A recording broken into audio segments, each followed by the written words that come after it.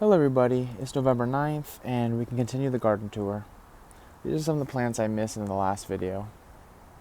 Okay, here along this blue structure I have some grapes. It's actually kind of a funny story because for years they just tasted rancid, and I realized later on it was because they're actually red grapes, not green grapes. So I was eating them too early, which is kind of funny, and once I realized that, they taste a lot better. This here is a passion vine. I had it growing all the way up on the shed and going crazy, and I cut it back recently and it survived that dramatic cutback, which is great. This is a Frederick passion fruit. I have it growing, I have two vines, and they're both growing out of small little holes in the ground. Otherwise, it's just concrete. And by the way, this is my warmest microclimate in the garden.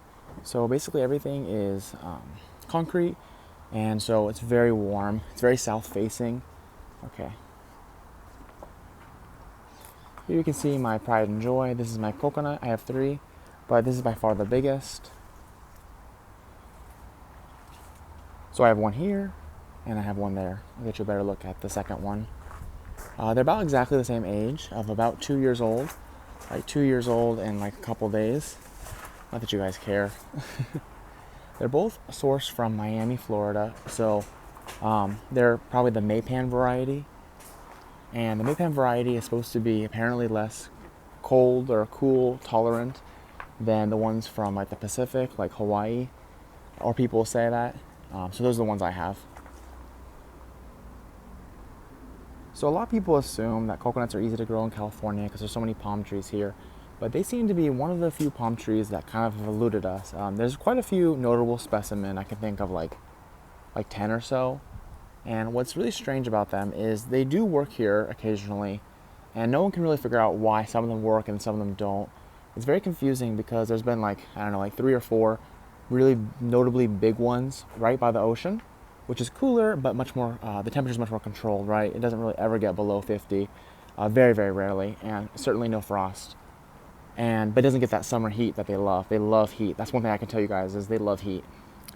And then there's some very successful, probably arguably more successful ones in the desert, which is very confusing to me, for example, because the desert, while it's a lot hotter all year during the day, the nights during the winter get dramatically colder than by the coast. And my coconut, for example, last year it got down to 45 degrees, and it hated that. It lost a ton of its fronds, or at least tons and tons of damage. And I've seen pictures and videos from the desert coconuts, and while it's getting probably even below 45 degrees, like virtually every night of the winter, they just don't care. They have no damage. And so, very strange. There's something going on that I can't quite explain.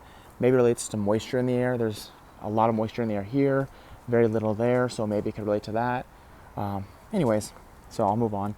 But you can see my coconut's only 2 years old, and it's trunking. See the trunk there? Maybe like, I don't know what you consider the trunk. Maybe like 2.5 inches of trunk. Here, I'll get closer.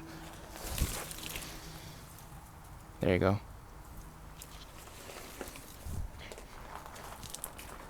So even though it's November, it's still growing quite a bit. In fact, I would say it's growing faster than it has the entirety of the summer right now.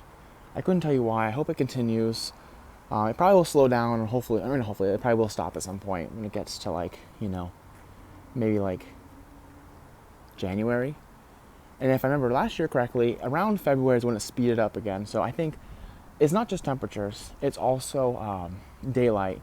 We're not actually in the tropics. And so they have probably an expectation for a lot of daylight hours, and we have less of that at 32 degrees latitude, where we're at here in California.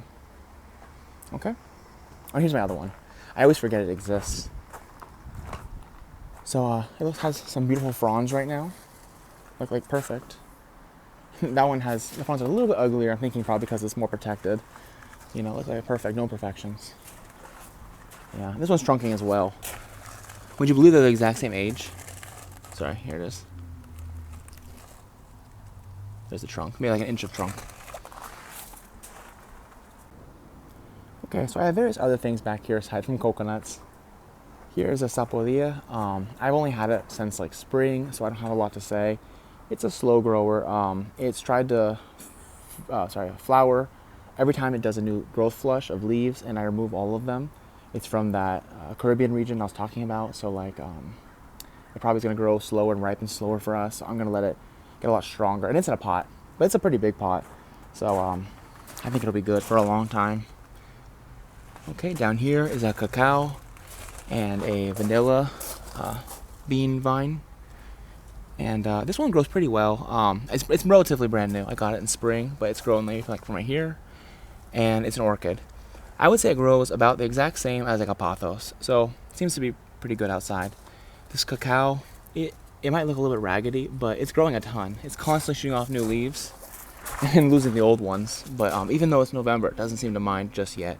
But I'm probably going to bring it inside if it ever gets like a winter storm, maybe.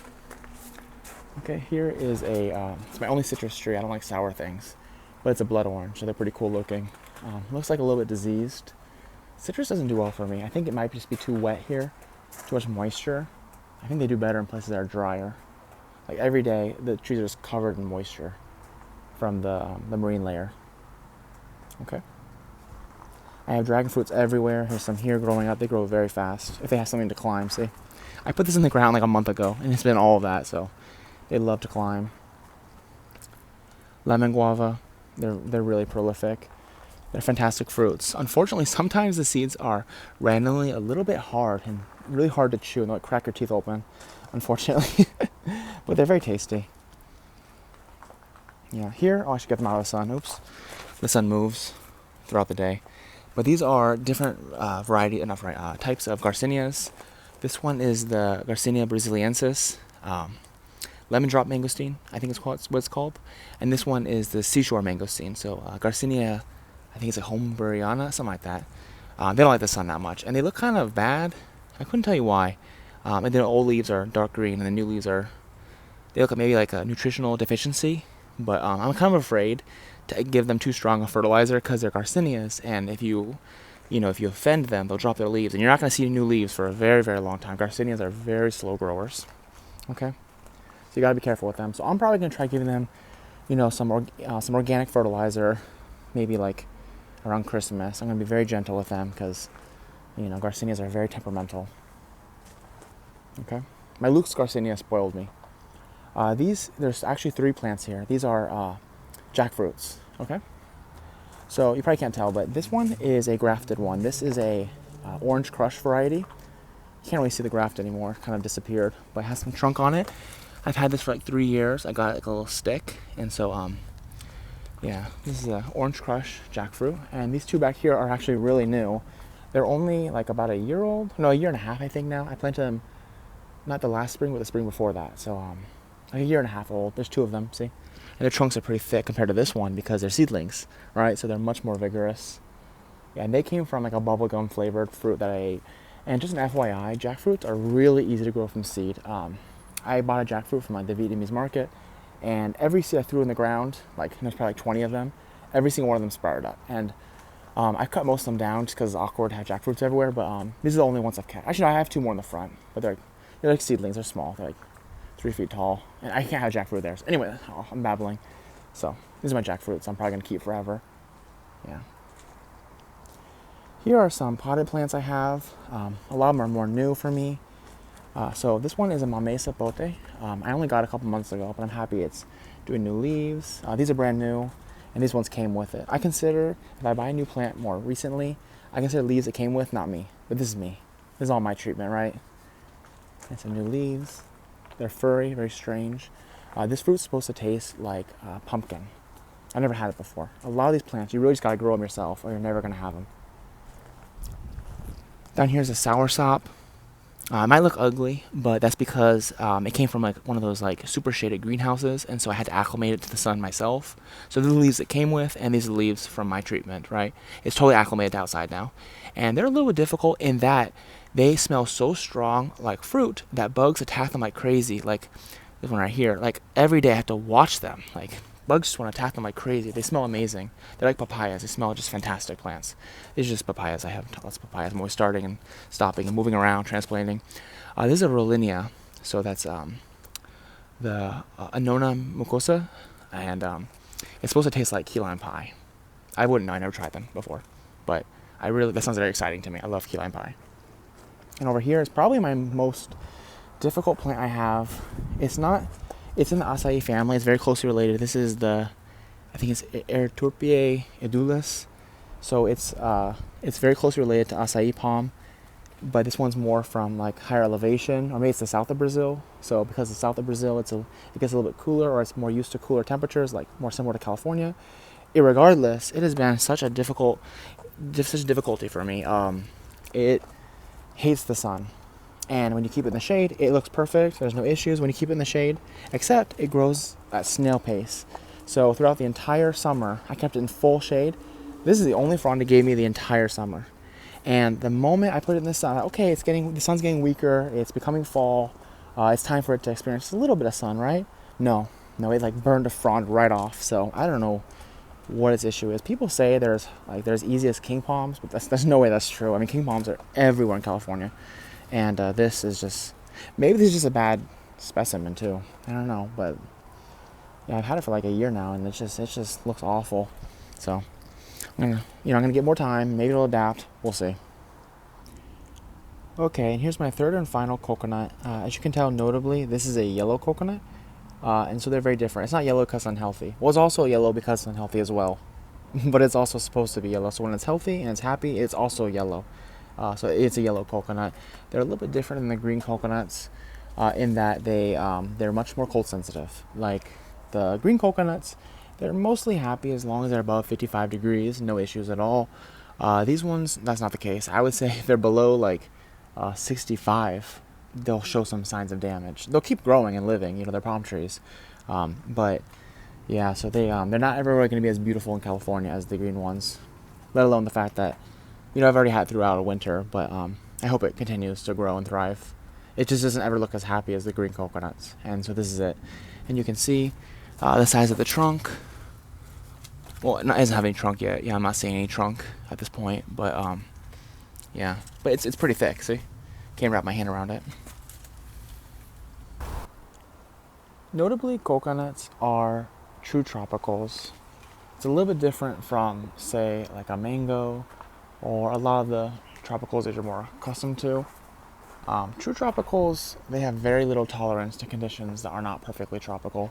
And there's a couple of definitions of tropical, but probably the best for plants is that the average temperature on the coldest month of the year, so let's say like January, should be, I think it's like 64. And so here in San Diego, I think it's like 57 or 8 or something, depending on where you live, maybe higher or lower. But the point is that we're a couple degrees away, right? And that's the bottom threshold of tropical. And so these true tropicals are a little more difficult. One thing I would say about coconuts, though, that are a little bit different than other true tropicals is that they seem to have no need for shade. And a lot of plants that are very tropical, I'm thinking like the cacao or the vanilla bean, is they really need to be in the shade. And a big part of it is because where they grow, they're understory plants, or even if they're not understory plants, a lot of the tropics doesn't have a ton of sun. Like think about like Thailand, like South China. These places, have you ever seen a picture of Thailand where it's truly sunny like it is in California or like other parts of the US, the subtropics? It's always murky, and because it's murky, I think they get a little bit of protection from like the intensity of the sun. And so I noticed like if the cacao, you leave it outside for a second, it'll burn. The sun will burn it, I mean, the cacao is an understory plant. That's a bad example. I'm trying to think of a better example. But regardless, coconut is not one of those. Coconut has no issue with any sun on the whole earth. The only thing they demand is warmth. Look what we have here. A Cherimoya flower. They do this basically all year. One thing that's a little bit annoying about Cherimoyas, kind of like avocados, is they have like a flower gender issue. At this stage, it's very ugly, but this is a flower. And at this stage, it's a female. Unfortunately, it will become a male after being a female. And if you think about that, that means that this one can never be pollinated by itself. So this flower will never be fertilized unless another flower is around that's in the male stage and the pollen can be transferred here. It's not very good at doing it itself. I think both of these two did it themselves, which is pretty cool, but you have to keep in mind that I had like 70 flowers and I only got 2 fruits down here, right? I tried pollinating myself, but these ones are the ones I didn't do, and they actually are the ones that set fruit. So bugs can do it, humidity can do it, but sometimes you gotta let it do it itself. And you can try to do it yourself, of course. Yeah, some more flowers. And then I'll show you guys my Cherimoyas. I have to protect them because there's crazy evil pests. Here's a Cherimoya. Isn't it beautiful? So they keep getting bigger and bigger. And yeah, they're amazing fruits. They're so expensive, and I've really just been craving one lately. And I can't wait to grow it myself in my own garden. Very exciting.